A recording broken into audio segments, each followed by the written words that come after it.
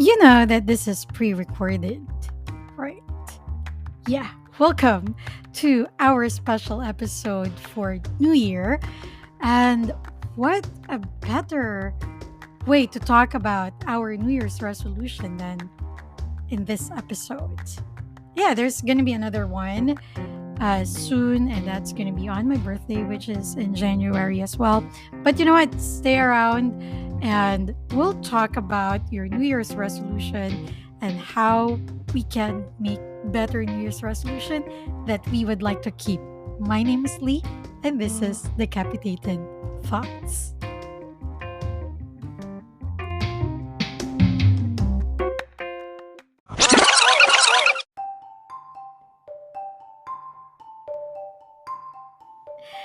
Hey there, stranger. Happy New Year. I hope that you already popped your champagne, or I hope that you're already drinking your beer as we're starting the year.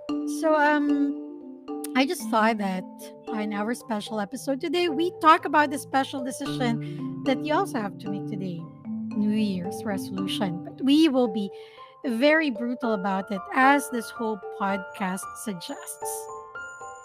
Have you ever asked yourself why you can't keep a New Year's resolution? Why every year you make them, but you also break them? And, by definition, a New Year's resolution is, or technically, let's just take resolution. By definition, from a dictionary, it actually means to make a firm decision to do something or not do something. So if it's something firm, why do we change our minds halfway through? Pause this video, pause this podcast, get a pen and paper, write it down. Let yourself know, why is it so hard to keep a New Year's resolution? Okay, so that's what we're going to be talking about today. Now, from the previous episode, I have been saying that I have been propelled to the front row of love fulfilling itself because I had been. There was one thing that I was unconsciously doing after much thinking and hearing, or I went back to the episode of Adam Grant where he talked about languishing. And that made me realize that number one, I found a flow because of something that I was doing in this whole podcast. And that was really to remove my romantic lenses. I didn't know that I was doing that until I decided to make a special episode for New Year about New Year's resolution, right? Um, I remembered listening to Emily Levine back in 2018 when she did that TED talk on how to be friends with reality.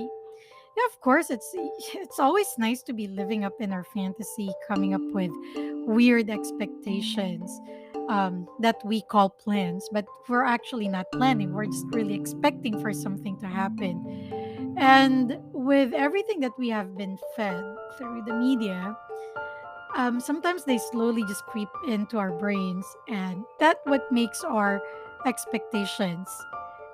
Sure, you can't deny that. You know what, Play? I don't live in my fantasy. I'm not in my fairy tale, but you know what? You do every single day. We have been trying not to control these expectations because somehow they're a fulfillment or embodiment of a fantasy that we have. It's hard to swallow, but at the end of the day, it's something that we really have to realize if we want to keep these New Year's resolution, or if we want to make a New Year's resolution that we can actually keep and not break at the end of the year. And so I did write an outline for this episode. I mean, so what if you guys know, and so what if you can see me glancing at my outline every now and then on a video? It doesn't matter. This doesn't have to be perfect because it's a conversation between friends that we don't usually talk about. That's what this is. And I don't want to miss out on any idea that would be helpful. Have you strangers saw How I Met Your Mother? If not, this would be a spoiler alert.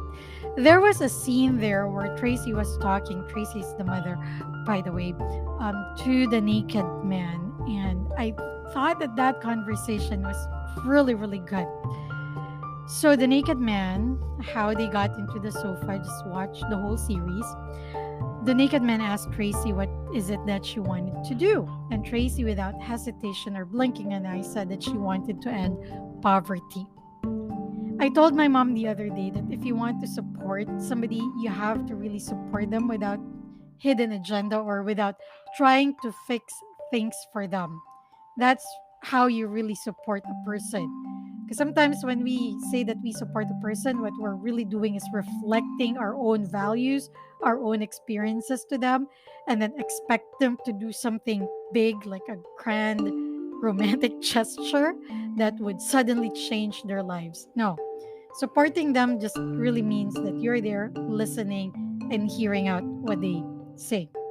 That's exactly what the naked man did for Tracy. So instead of saying that, oh, you can start doing this, or I mean, I know it's a TV show, so it has to be something dramatic and all, and profound and wise. But in reality, um, instead of saying that I support you for that, but you have to do this and that, no. The only thing that the naked man told Tracy was, from here on now, every decision that you have to make should be in service of that. And I think that is really, really true. And it's really, really brilliant because that is how we should deal with every big decisions that we make or with every big dreams that we have. And that would help us today in creating a really good New Year's resolution, and not just creating it, but us motivating ourselves to keep it and do it for the rest of the year. Now, I do have an outline right here, which would be technically how we are going to do our season three. So, season three would be topics of 3 episodes. First episode would focus on unpopular opinion about them because I learned that you guys like the unpopular opinion series. And then we're going to break it down, do a little bit of realization, the whys and the what, the whens of that particular topic. And then the third episode would be focusing on the how. The how we're going to deal with it, the how, the best ways, the best tips that we can, or the practical ways that we can do for that particular topic. And yes, I already have the topics. And so, this is a quick run of it. And what I have here on my outline is to number one, unpopular opinion about New Year's resolutions. Well, I have a lot of them. Number one is a resolution should not just be made at the start of the year. It can be at any point in your life, it can be at any point in the year when you make a firm decision about to do something or not to do something. Okay, when you make your New Year's resolution, avoid using the not to do. And this is not to promote toxic positivity. No, no, no, no, no. In fact, it's very different. It is actually a way that you can trick your brain into doing something. We are, I guess, rebellious by nature as human beings because we have a way to process all of these things. And so when we are told that we cannot do something, we crave for it. Like, diet plans, we break them because of that. Diet plans, again, we break them because our brain starts to crave for something. And it's also the same way when you tell yourself not to do something. So, for example, if my New Year resolution would have to be, I'm not going to drink this year anymore, I'm going to stop drinking this year, why not say, I'm going to be alcohol free this year? If your New Year's resolution would be, I would stop smoking or I would quit smoking, oh, your brain would resent that. It would rebel against you. So instead of saying, um, I'm going to stop smoking, why not say, I am going to breathe quality air this year? Yeah. Or I am going to reduce my coughing this year. Yeah. So that's more of doing rather than not doing.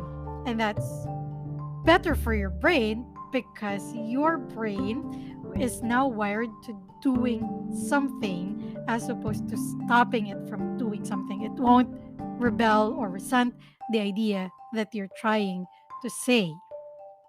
All right. So when you do these New Year's resolution, stop looking for a grand New Year's resolution. See, one of the things that I've learned while doing the podcast is that in a relationship, we're all waiting for one romantic gesture, one big romantic gesture. You know what? It doesn't happen. It most of the time, it only happens in movies and series that we watch. If it's gonna happen in your real life, that would be a conscious decision that the other person would have to do. And you know what? That's not exclusive for the relationships that we have. It also happens and extends to the personal life that we have. We're always looking and waiting for that one big moment to happen where suddenly the soundtrack of our lives would be playing in the background. But you know what? It's not. Sorry to burst your bubble. It's not gonna happen. So no matter how much you tell me that you're not living in your fairy tale or in your fantasy, you are. We just have a different word for it. You call them expectations, and we create them every single day. And the moment that the one thing that we expect is not happening for us, we stop believing. We resent it. We hate it. We get angry. We get depressed. That's exactly what's happening right there. When your expectation does not happen and your New Year's resolution is not an expectation waiting to happen, it is a decision that you will consciously keep, and it is a decision to be a better person, or to be a better human being. And with that, why is it so hard for us? So the why, the what, the when. Why is it so hard for us to keep a New Year's resolution then? Well, you've heard the number one reason. Number one is because we make it so grand that it would be so hard for us to deal with. It would be something so, it's either going to be something so trivial, something so far away that um, we just give up on in the middle of trying to fulfill our New Year's resolution. That's number one. Number two, we wanted something that is life changing. Well, you know what? It's not going to be life changing right away. When you say life changing, it's not lottery. It's not going to be overnight. It would take time. And also, number three, don't expect that you will be able to meet all of them in a year. We only have 365 days a year. And that's not a lot, to be fair. So don't expect that in a year, you're going to be totally alcohol free. And that's okay. Because you can always extend your resolution to the next year. You don't have to tie it to this year. So you can say now that this year would be the start of me being alcohol free, or this is the start, or I'm starting. This year is the year that I'm going to start breathing quality air, or this is the year that I'm going to start making better decisions and choosing people who I end up with in bed. Yeah. Um, it could be that because those are the general reasons that I can really think of why we tend to break our New Year's resolution? Well, another thing is what I just said, because we have more of not to do rather than the ones that we want to do. And your brain is simply just resenting that. Your brain is just really saying, I'm not going to do that. I'm going to rebel. I'm going to crave for something else because you're trying to stop it. You're trying to stop your flow. So, what are the best ways to create a New Year's resolution? Now, this is really, really, really practical.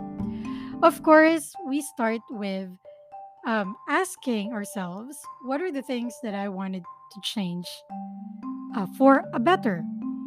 Um, they don't have to be very much life changing, they can be very personal, and it's okay if it doesn't involve everybody else, right? So think about it. And when you do this, be vulnerable within yourself.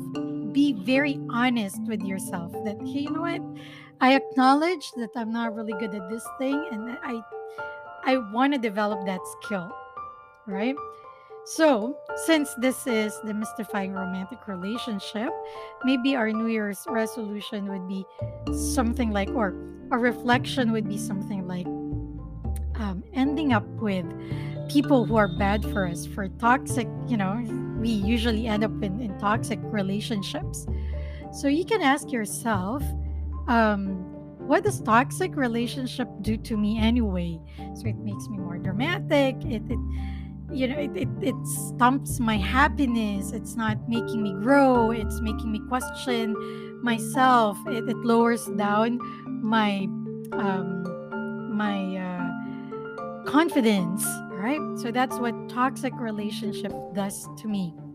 And so I want to change that, right? I want to change that. I want to have better relationships with the people whom I choose.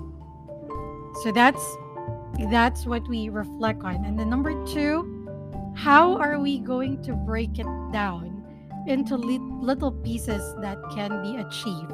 With number two comes number three. There should always be a measure of success because these are little wins that we can attribute to ourselves. There was a TED talk that I saw a couple of years back as well.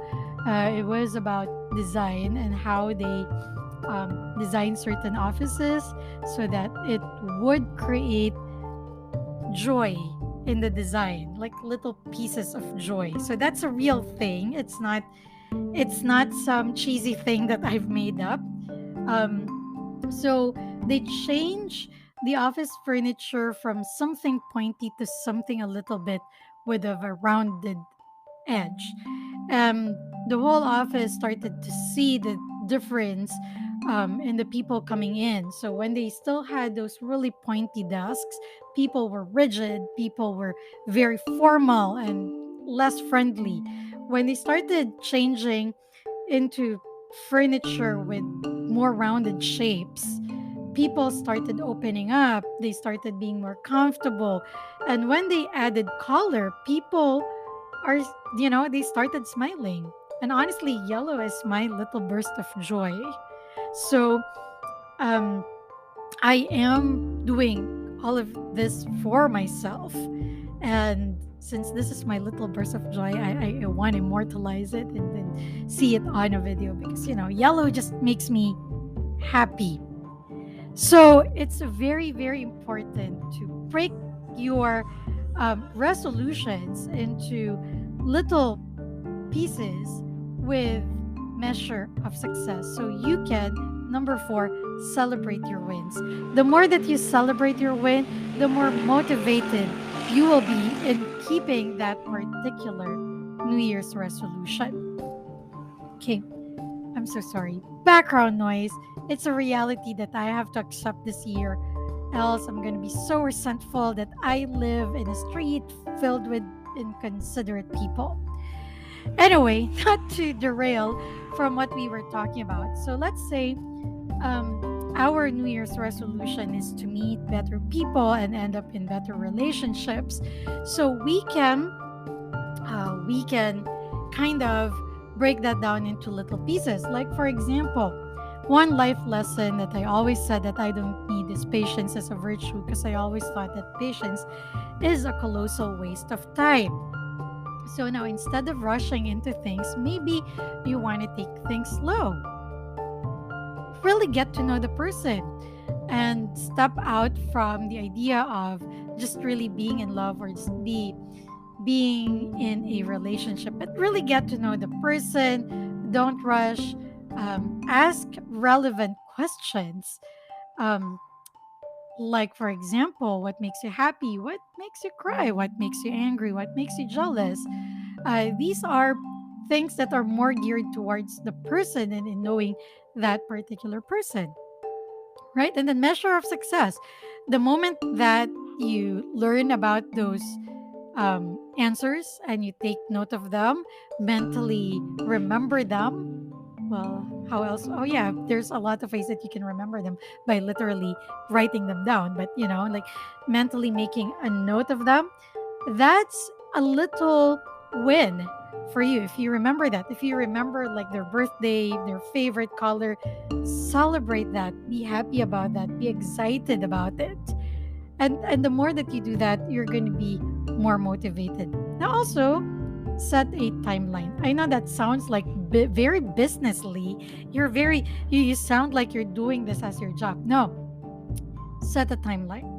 So this January, I am going to help myself change my outlook when it comes to relationships. You can start with that.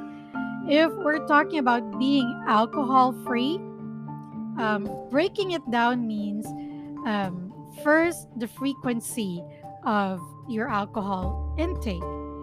So instead of saying I'm only going to have 3 bottles of beer, oops, sorry, this January, why not tell yourself that this January you deserve 4 bottles of beer, one every week? You can start with that. And that way, your brain is not going to crave that. And you have a timeline. You start in January. And in February, I am going to give myself a drink every time I celebrate a little win. And that would now become more of a habit. And without you even noticing it, without you struggling, you're actually going to keep your New Year's resolution. And at the same time, you are motivated to keep it. Why? Because it now has become so easy.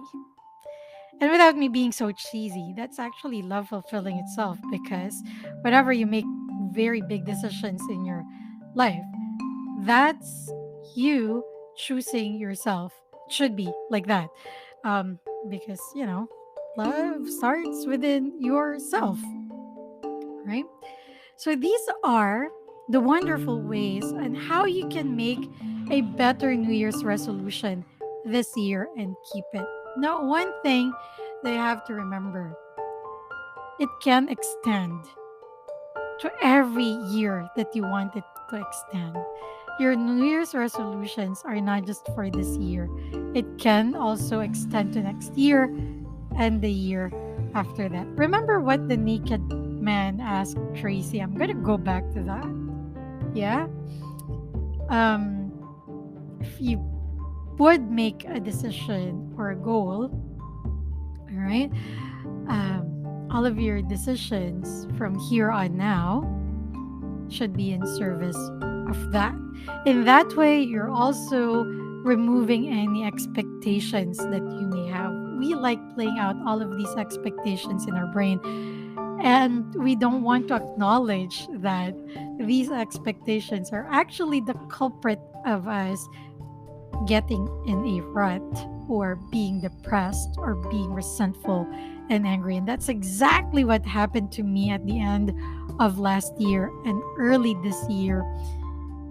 And thanks to this podcast, thanks to you, stranger, I started removing really that romantic lens, not just in the relationships, but in daily life. And it's so much better now that I am friends with reality, as how Emily did it. By the way, when she did that talk, she was fighting the big sea. So her boat was a little bit different, but now I realized what she wanted to impart on that particular talk when she said you have to be friends with your reality. The reality is I live in a noisy street, and no matter how much I invest on good equipment, it would always pick that up because I have a very big room that I can't seal. And that's totally okay because that makes me more human to everybody else, I guess. I used to re record my episodes if I just get one grammatical slip or one mispronunciation, but now I can't let that go because that's the reality. Hey, English is not my first language. I just happen to probably have practiced it more than anybody else, but it's not. My first language is still Filipino, so it's okay. It's really okay to make those slips every now and then. But you know what? I QA myself, and that's true. It may be OCD, but I'm not really OCD. But yeah. And there's so many other things that I have uh, befriended this year, and they were easier. And this year, my New Year's resolution is that I will say no when I can't. Before the year before the year ended, I did realize that time management wasn't my problem. My problem is that I was such a people pleaser. So this year, I am learning to say no when I can. And I'll break it down to little pieces. First, at work.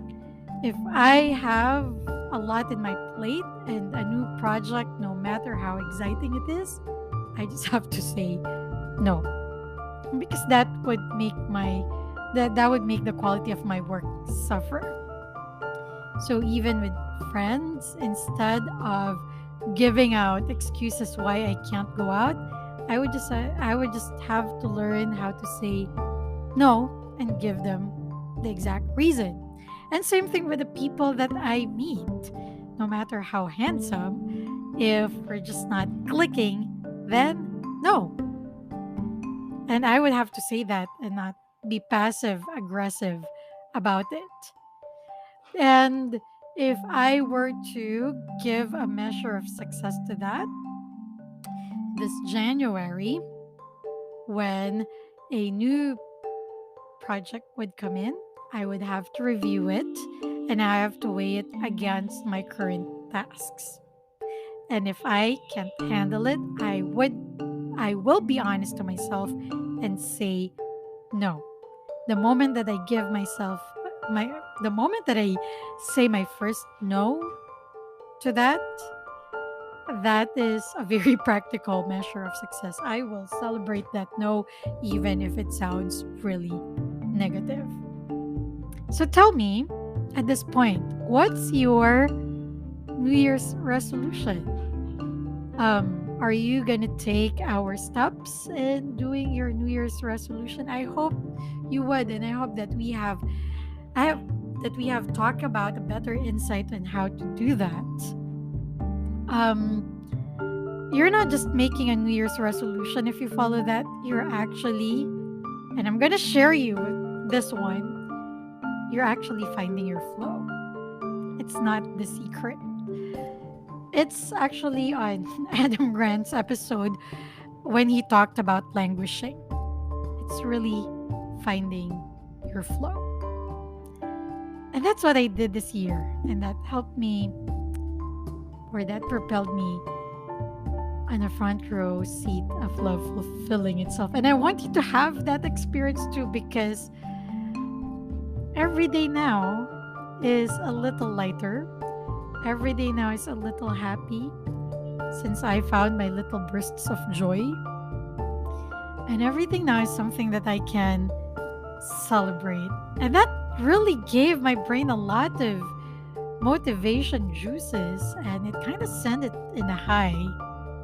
So before the year ended, I had a very good news that I have achieved something that SpongeBob would have achieved. And maybe that's why I'm wearing yellow. And if you know what SpongeBob is good at, then you probably know what I'm talking about. But in any way, Happy New Year, stranger. And I look forward to spending more time with you. Next year, we'll deliver more content and we'll make them more, I would say better, but that's redundant. We'll make them better.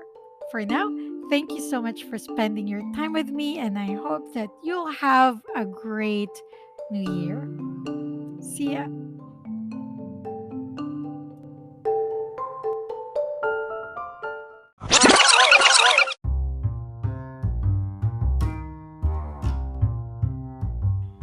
Oh, hey, stranger. You're still here. You're still listening to the last portion, the last leg. I guess you did like our episode today. If you did, go ahead and share it with someone who you think might need to hear it. Or let me know about it. You can write me an email, linotigami@gmail.com, LINOTEGAMI @gmail.com. Or we can follow each other on Instagram. That's Lilith Star, LILITHSTR. Or if you feel like you don't want to be sending me messages or anything like that, how about you give me a thumbs up if you're on YouTube or rate this podcast on any of the streaming platform that you're hearing this from? Is that a good deal? Well, thank you so much for spending your time with me today, and I'll see you on the next episode.